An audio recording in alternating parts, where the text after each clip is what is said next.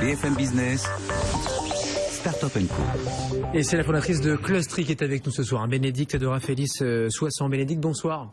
Bonsoir Sébastien. Clustry, donc c'est du big data. C'est du big data, c'est une solution d'analyse, d'aide à la décision et c'est destiné aux RH des grands groupes avant tout. Tout à fait, exactement. Bon, est-ce qu'on peut expliquer, en gros, c'est pas forcément pour du recrutement, c'est plus pour ce que vous voulez encourager ou rebooster, j'ai envie de dire, c'est la mobilité interne. Ça vaut de l'or, évidemment. Recruter quelqu'un, il vaut mieux garder des talents qu'aller chercher ceux des autres, on est d'accord? Oui, exactement.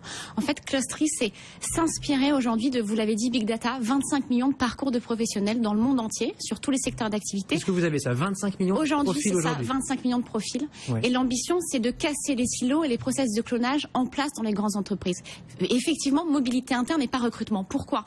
Parce qu'aujourd'hui, mais pour prendre un chiffre que vous connaissez probablement, 50% des compétences actuelles ne seront plus utiles dans 2 ans.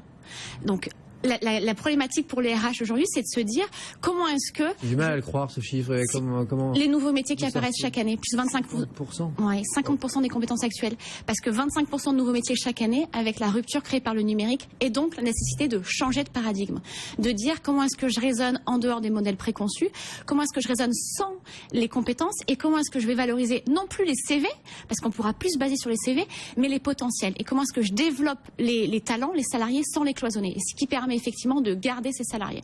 Mobilité interne parce que aujourd'hui on est convaincu chez Clustry que si on recrute à l'extérieur, c'est parce qu'on n'est pas capable de voir qu'on a les potentiels en interne et qu'il suffit d'aller chercher parmi les salariés pour identifier justement ces potentiels et pour voir ces postes. Le turnover, c'est vrai que ça coûte cher.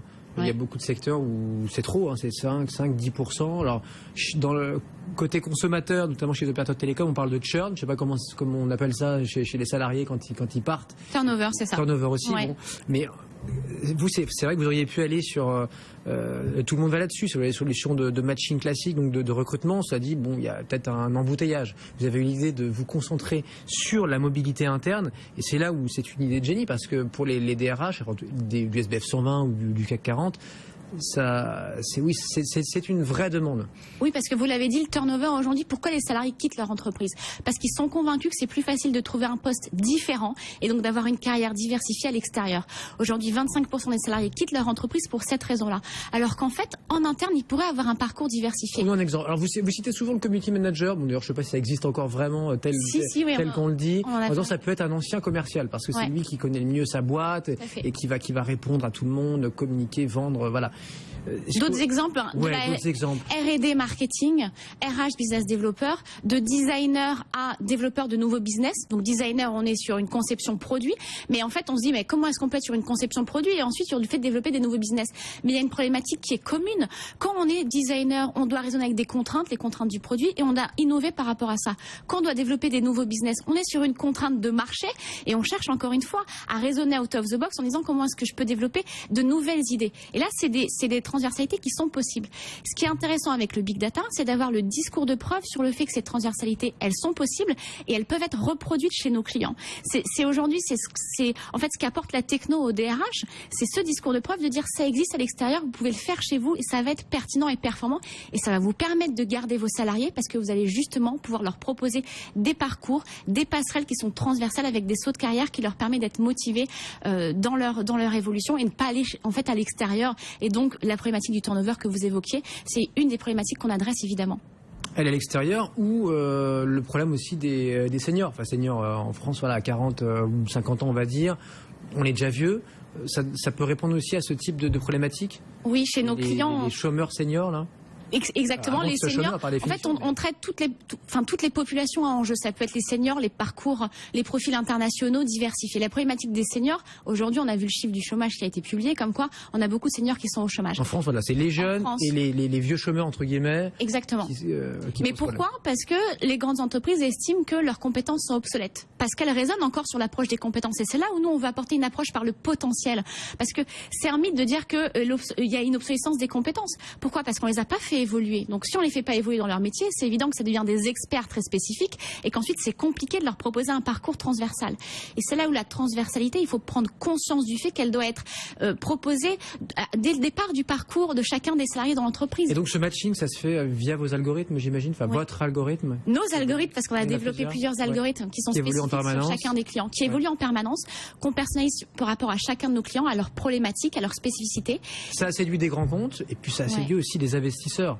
Alven Capital, Xavier Niel, entre autres, on cite parce que c'est le plus connu, il y a quelques mois, donc vous levez plusieurs centaines de milliers d'euros pour ce premier tour de table. Exactement, premier tour de table. J'étais seule fondatrice à l'époque, donc j'étais consciente du fait qu'il me fallait surtout des investisseurs qui allaient m'apporter des compétences. Et donc vous citiez Xavier Niel et Alven Capital, et j'ai pris aussi des investisseurs comme Frédéric Montagnon, qui a monté Secret Media et qui a une vraie compétence entrepreneuriale, ou Jonathan Benamou avec Novapost qui maintenant s'appelle PeopleDoc sur la partie HR et SaaS, qui sont évidemment mon cœur de métier. Donc j'ai été effectivement, j'ai fait attention au fait d'avoir des investisseurs qui n'allaient pas apporter uniquement du capital, mais aussi des compétences. Et aujourd'hui, ils vous diront que je les appelle trop souvent peut-être, mais en tout cas, ils me sont effectivement très utiles. Bon, ça s'appelle Clustry, solution d'aide, d'analyse d'aide à la décision et surtout non pas au recrutement, mais à la mobilité interne de ses propres salariés. Bon, vous visez les DRH du CAC et des grandes boîtes, mais après, on peut imaginer que ça s'applique à tout le monde, hein. Oui, étape 2. De grosses PME et de TI en France. Hein. Étape 2, on s'est focalisé grand compte parce que c'est là où d'abord il faut aller convaincre et évangéliser en premier, faire ses preuves, et c'est là où on peut créer le plus facilement de la valeur. Voilà. Et EDF, ensuite, L'Oréal nous font confiance. Exactement. C'est plus simple de vendre la solution. Tout à fait. Et plus simple, mais aussi que c'est là où on peut créer la valeur en premier, et ensuite sur les comptes de taille moyenne, et ensuite sur le B2C, effectivement, de dire, bah voilà, on peut derrière l'élargir à tout le monde, mais d'abord il faut aller évangéliser avec ses références, B2C, en faisant changer les mentalités. On peut faire le test. Hein. Oui, à partir de la rentrée. On s'enregistre, voilà, à la rentrée, on s'enregistrera. Et vous verrez tout ce que vous pouvez faire. Donc, je vous invite à faire le test vous-même et à voir. Sûrement les surprises. Exactement. Pour certains d'entre nous. Bénédicte de Raffaelli Soissons, merci beaucoup Bénédicte. Merci à vous Sébastien. Clustry avec nous ce soir dans Startup & Co. C'est tous les soirs, juste avant 23h. Une start-up, une idée, et souvent une très très bonne idée. Hein. Évidemment, on sélectionne et on en reçoit des dizaines par jour, des communiqués de presse comme ça. On se retrouve dès demain, dès 22h, hein, comme tous les soirs. Et n'oubliez pas, Good Morning Business, Stéphane Sounier, dès 6h tout à l'heure, hein, pour revenir sur la crise grecque. La crise grecque avec une nouvelle échéance. Ce sera dimanche, nouveau sommet avec tous les Européens, tous les pays de la zone, tous les pays de l'Europe, donc pas seulement la zone euro. Voilà ce que dit ce soir Matteo Renzi, le chef d'État italien. Tout de suite, le meilleur à la radio, le meilleur de la radio et de la télé. Donc, vous accompagne toute cette fin de soirée, cette nuit.